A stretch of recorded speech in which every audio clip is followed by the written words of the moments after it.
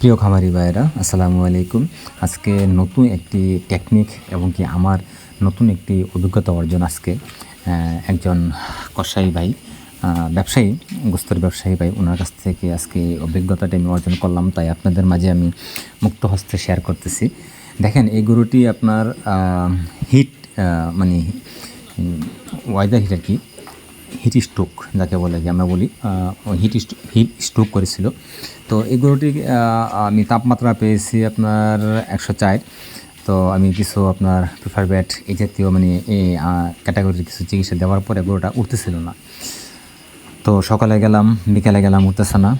তো দুপুরে গেলাম, উঠতেছে না। তো বিকালে এই ভাইটি আসছিল এক পর্যায়ে জবে যেন বিক্রি করে দিবে কষাইয়ের কাছে। তো কষাই এসে দেখেন একটি গামছা দিয়ে, বড় একটি গামছা দিয়ে প্রথম মাথার উপরে দিচ্ছে, তারপরে থুতলির নিচ দিয়ে নিয়ে গিয়ে সেরে ওই দুই মাথা দিয়া নাকে এবং থুতলিতে একটা প্যাঁচ দিল। প্যাঁচ দিয়ে সেটা আপনার মোটরে পানি ছেড়ে এখানে আপনার প্রেসারে পানি দেয়।